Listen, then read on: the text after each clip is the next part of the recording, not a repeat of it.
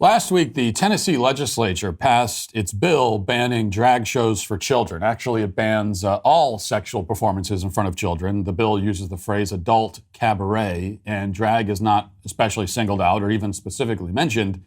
Drag queens have felt personally targeted simply because they happen to be the only ones who want to perform sexually for children. The law forbids anyone and everyone from engaging in sexualized displays in the sight of minors. We are all equally restricted in that area now in Tennessee. But the difference is that the rest of us have no desire to do such a thing. We are repulsed by the very thought of it. Many drag queens apparently do have this desire, and so they complain that they're being especially oppressed by this prohibition. Now, the days since the bill's passing, the media has published one sob story after another, telling us about the horrible plight of Tennessee drag queens who fear that they may never be able to perform a striptease for elementary schoolers ever again. And that really is a tragic thing for them.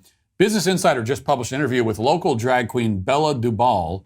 And this is the same man who, as we heard last week, gave a speech at a recent drag event threatening violence and riots if the ban on child sexualization is passed.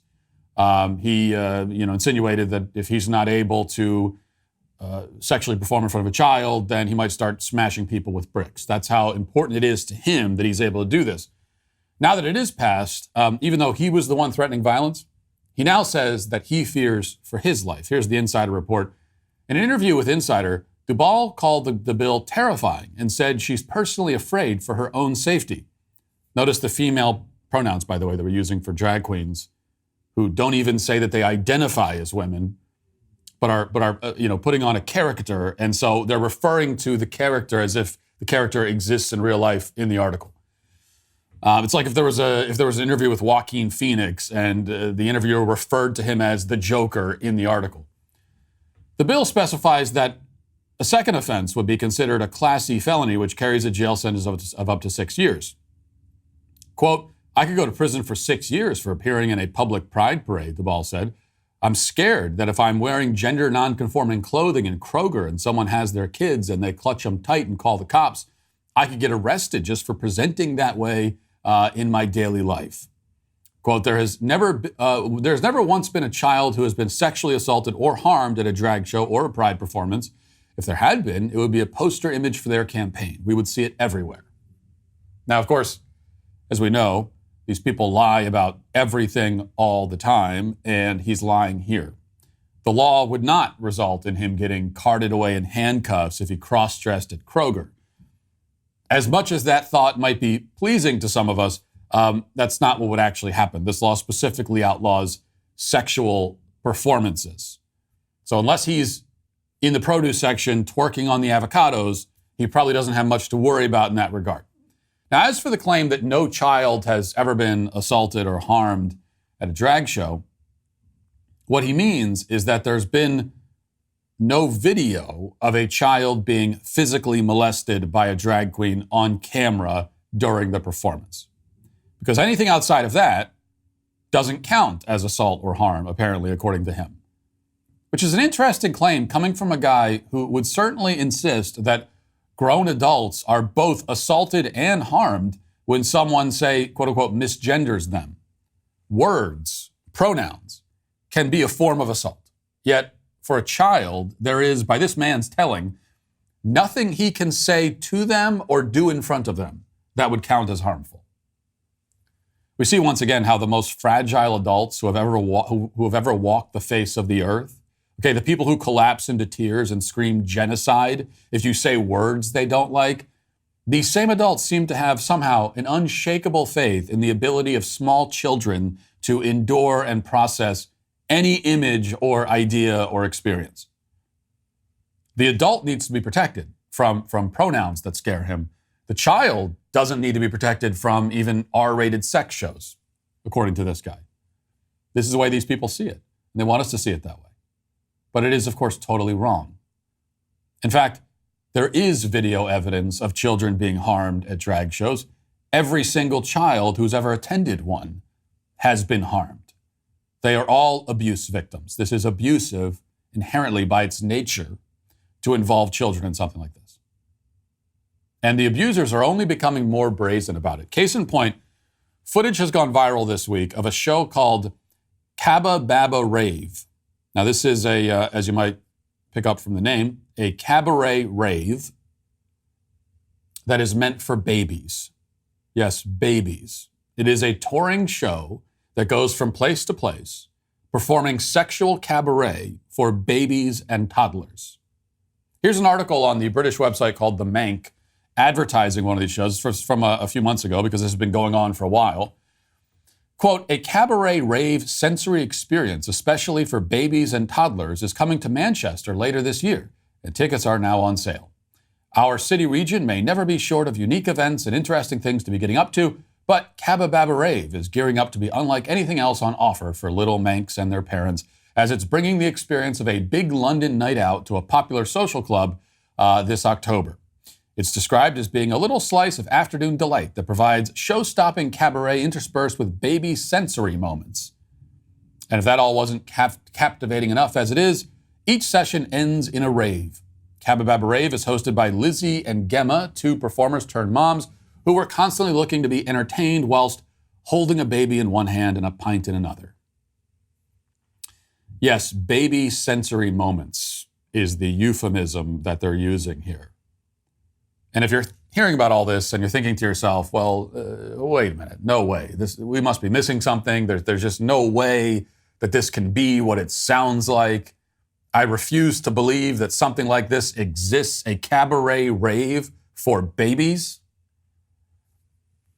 Well, the footage of one of these events should wake you up to the horrifying reality. It is very real. And as you can see, as we put the images up on the screen, there are parents sitting around with their babies and toddlers, watching as men in bondage gear swing around on ropes. There's another man wearing a thong and nothing else, and doing a handstand and spreading his legs, doing all of this for babies and toddlers. There are half-naked adults, adults twerking. This is a full-on R-rated sex show targeted at children 3 and under. That's what it is. And it's, as I said, been going on for a while. Cabaret has been hosting sold-out shows for months at least without anyone objecting, or at least without the sorts of people who would object finding out about it. Now that we have found out about it, the groomers behind Cabaret have locked everything down. They've gone into hiding, basically, at least in cyberspace. The website has been taken down, the Instagram, Facebook page, all that has been turned to private. And this happened the moment that these images, footage, emerged on social media and people, like normal people, saw this. They shut everything down. The organizers put out this statement.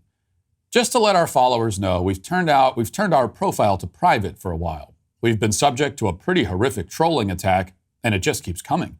As mothers with young toddlers and one of us heavily pregnant, this has become more stress than we're able to deal with right now.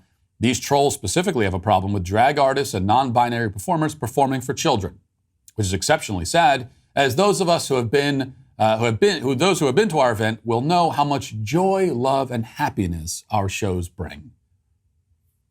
Oh, they are the victims, of course, they think. What a surprise. Now, why is this happening? I mean, what is the motivation for the adults involved? Well, there's a lot going on. We can assume that the performers are perverts who get a sexual thrill out of exposing themselves to children. The parents are sick, twisted freaks who signal their allegiance to the woke religion by offering up their children in this way, making a sacrifice of their children's innocence. For some of them, it might also be, as well, more of a selfish disregard.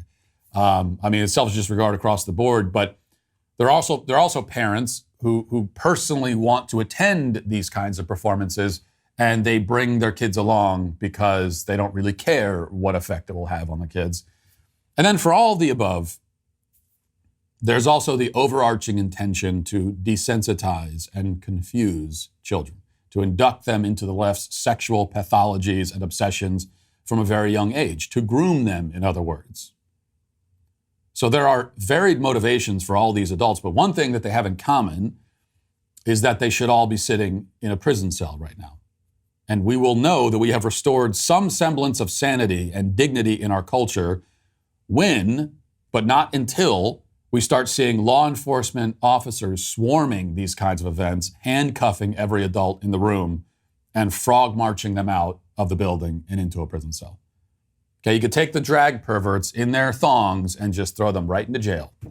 We'll see how sexually expressive they want to be in that environment.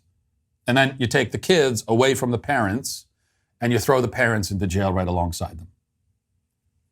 That's how we have to respond. Because these perverts are not going to stop on their own. They will only get more brazen.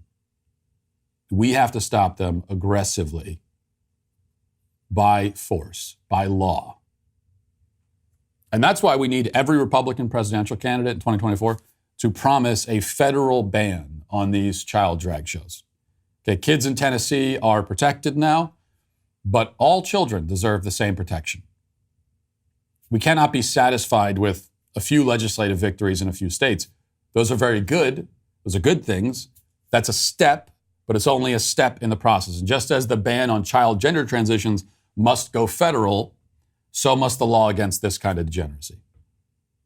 The other side, they're only getting more bold, more brazen, more extreme. We have to meet them with that same energy. An absolute zero tolerance policy for groomers, that's the only way forward.